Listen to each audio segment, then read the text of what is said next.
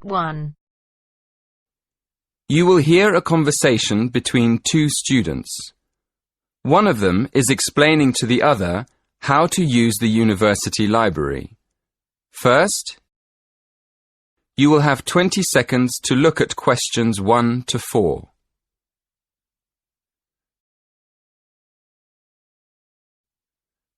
Listen carefully and answer questions 1 to 4. Excuse me, Lily. Could you help me? You know, we've got an essay to write about eating customs across the world. Yeah, we have to borrow some books, don't we? Yes, but I missed the library training. Do you think you could show me how to find the books and how to take them out? Sure, no problem. Shall I tell you about the different parts of the library first? Oh, yes. Thank you very much. Okay then, let's look at the plan of the library. Here, you can see the main door on the north side that leads into the lobby. In the middle of the building, there's a big open PC zone. The lift and stairs are on the left as you go in, and on the other side of the building, there's the library cafe. That part of the library is pretty sociable. It's a good place to study with friends. I really prefer to study alone. Is there anywhere in the library I can go? Oh, if you like studying in a quiet place, it's better to go upstairs to the silent zone. As you come out of the lift or up the stairs, you'll see a section on your right facing north which is closed off. That's the silent zone. On the other side, facing south, are the bookshelves with all the cookbooks and... Before you hear the next part of the conversation, you will have to look at questions 5 to 10.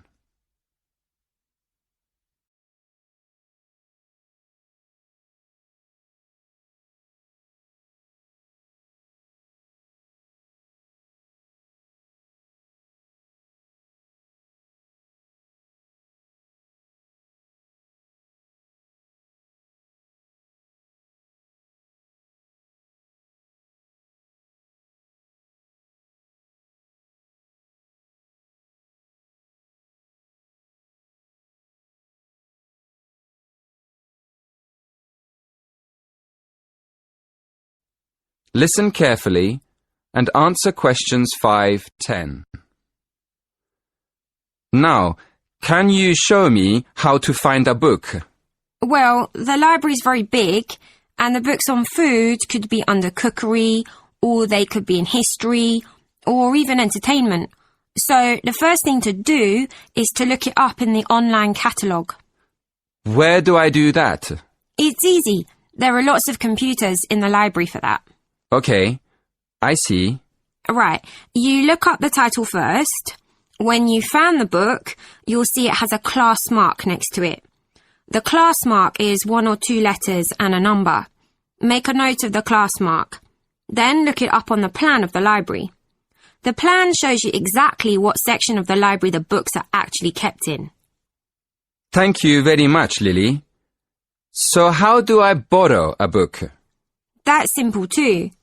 When you go to the library, you'll have to take your student ID card.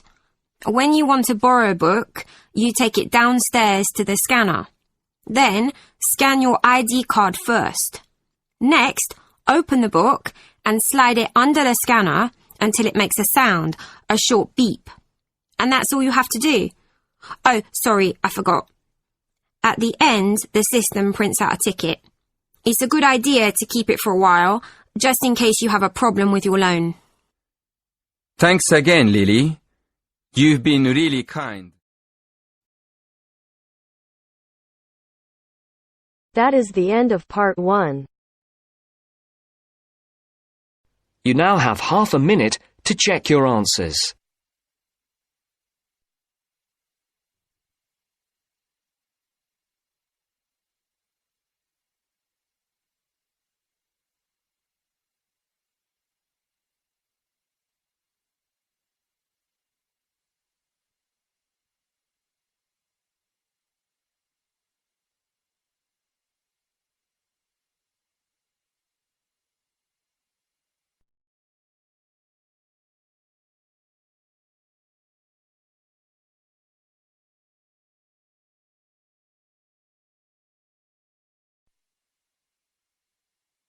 Now turns to Part 2.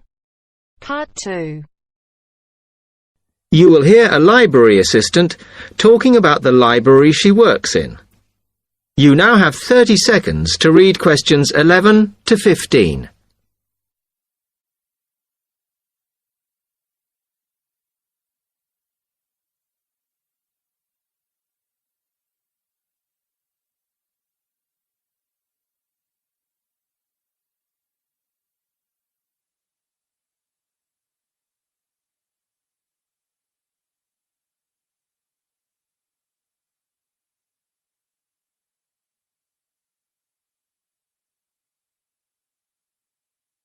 Hi, can I help you?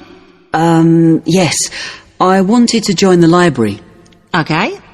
First of all, let me show you around the library and explain a few things for you.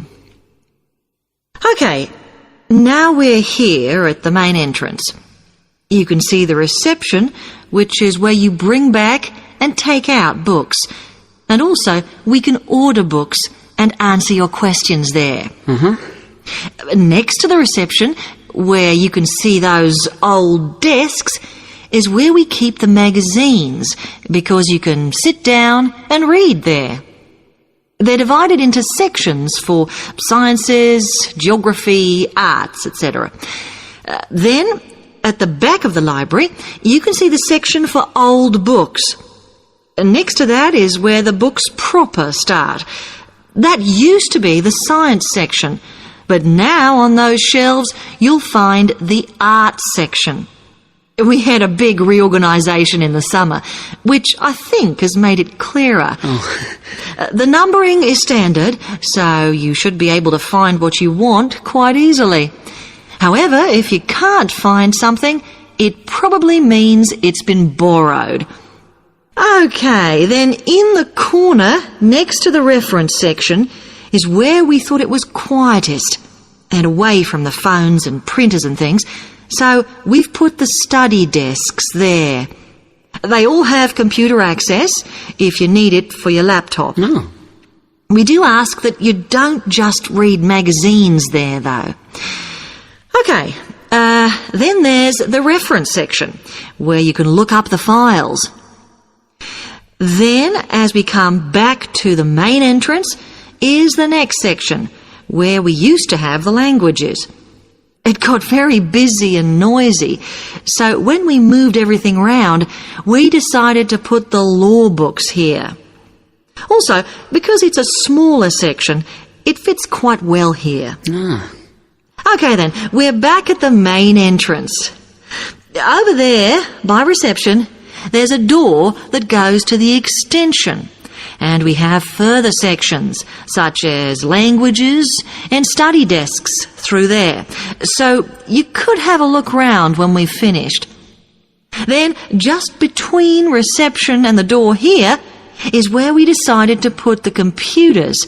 But the computer magazines are in the magazine section, as we found too many went missing here. Okay, is that everything? You now have 30 seconds to read questions 16 to 20.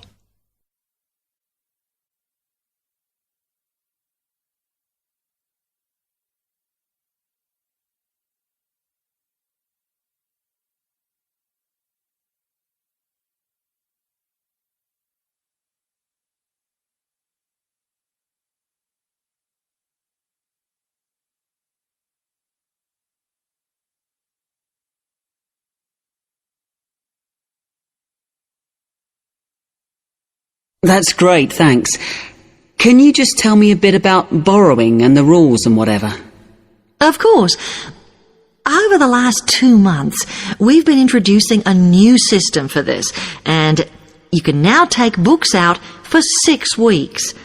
That's generally enough for most people. We usually get books back within 30 days. Of course, you may decide to renew the period. You used to have to come in to get the book stamped, because we don't like doing it over the phone, as there's no record of it. But now you can do all that via email. If you do forget to renew, then we do make a charge, I'm afraid.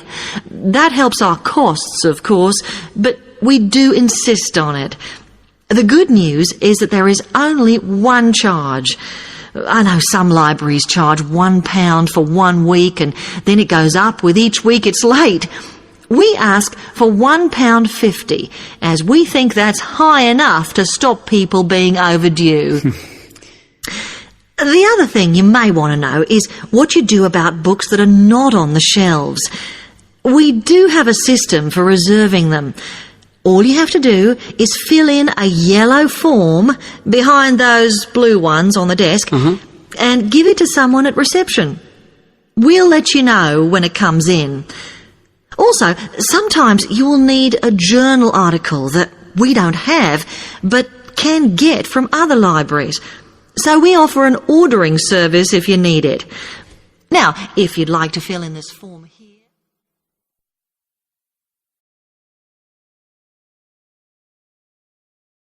That is the end of part 2.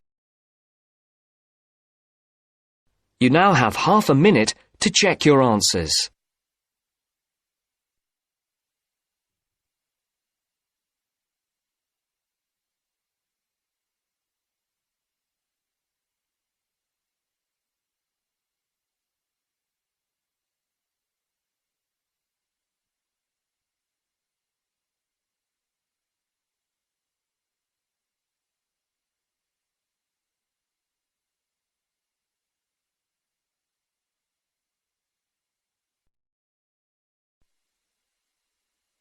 Now turns to part 3. Part 3. You'll hear someone talking to a group of university students. You now have 30 seconds to read questions 21 to 27.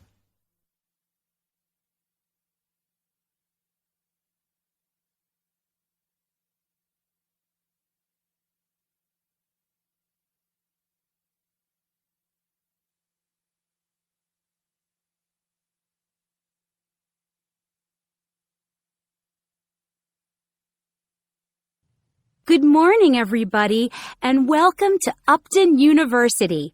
I hope you are settling in and beginning to find your way around. I know how confusing it can be when you start life at university, and that's why we have Freshers Week to help you find your feet. Before I go any further, I should perhaps introduce myself. My name is Sally Jackson, and I am the Secretary of the Students' Union, which has organized this week of events for you. You will usually find me in the office on the first floor of this building when I'm not attending lectures. Anyway, down to business. Of course, there are a few things that you are obliged to get done during your first week here. But once you've opened a bank account, if you haven't got one already, seen your director of studies to discuss which courses you are going to take, and signed up with a doctor, there will be plenty of time left to enjoy the events we have arranged for the week. And have we got a lot lined up for you? Throughout the week from Monday to Friday, every morning starting at 10 a.m., there will be orientation and welfare events. These will include tours of the campus, which, as you have probably noticed, is the size of a small town with 9,000 residential students, as well as sessions on developing study skills. We also have tours of Upton itself arranged for you, with a bus leaving from outside this building every afternoon at 5 o'clock. There are a number of interesting things to do and see in and around Upton, so you can expect visits to the castle and museum as well as the popular Ghost Walk. You'll need to sign up for this one, as numbers are limited. Just put your name on the list on the notice board in the entrance lobby. An important event is scheduled for Monday, that's the day after tomorrow, when we will be holding the academic fair. This is an opportunity for you to speak to students and academic staff about the courses that are on offer. The academic fair starts at 1 o'clock, by the way. There are a couple of other fairs that I think will interest you. First of all, we have the Societies Fair on Tuesday the 16th, which I think is an absolute must. You might not believe it, but the university has over 150 societies and sports clubs you can sign up for, so you are sure to find something of interest to you. That also starts at 1 o'clock, and it will be here in the Union Building. Also in this building is the Trade Fair on Wednesday from 2 until 5 in the afternoon. This one might sound a bit strange because you will find a load of banks and other businesses here trying to get your custom. You will find plenty of bargains and, best of all, a lot of the businesses give away stuff for free. You now have 15 seconds to read questions 28 to 30.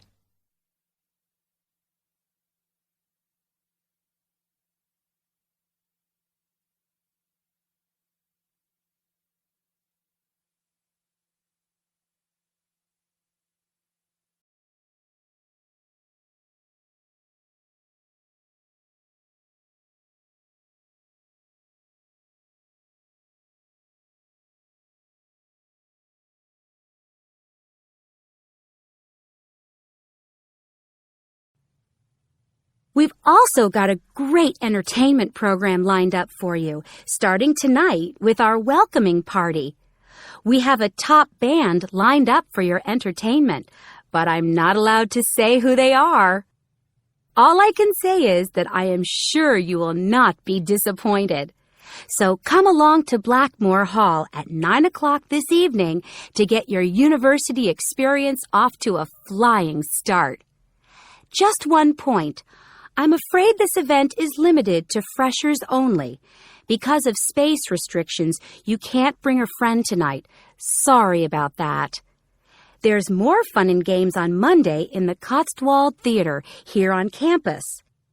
We have booked two of the cleverest comedians in the country, Paul Frazier and Jenny Brown, for a 3-hour show.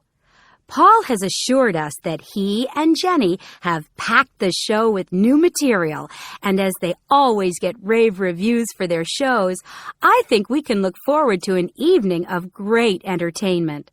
That's in the Cotswold Theater on Monday evening at 7:30. Moving along a bit, on Thursday there is an important date for your diaries. This is the official Freshers opening ceremony, when the Dean welcomes you to Upton University. So remember, Thursday the 18th from 2:30 to 3:30 in Blackmore Hall. You certainly should go to this one, and by the way, light refreshments will be available. At the end of the week, on Saturday, you have the chance to dress up in your smartest evening wear for the official Freshers' Ball. Actually, although it's called a ball, it is quite a relaxed affair, so we are more than happy if you turn up wearing jeans and a t-shirt. The important thing is to relax and enjoy yourselves. Time and place are the same as for this evening's party. Blackmore Hall from 9 in the evening to 3 o'clock in the morning. Right. I think I've covered the most important and exciting events we have lined up for you, but there will be plenty of other things going on throughout the week, so remember to check the notice board in the entrance lobby regularly. Enjoy the rest of the day, and I look forward to meeting as many of you as possible this evening at the welcoming party. That is the end of part 3. You now have half a minute to check your answers.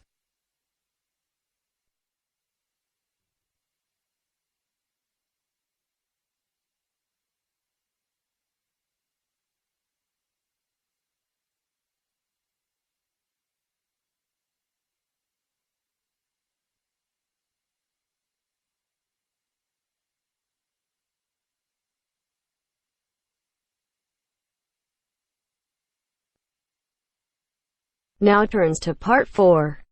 Part 4. Now listen to the second part of the lecture. As you listen, complete the notes below. First, you have some time to look at questions 31 to 40.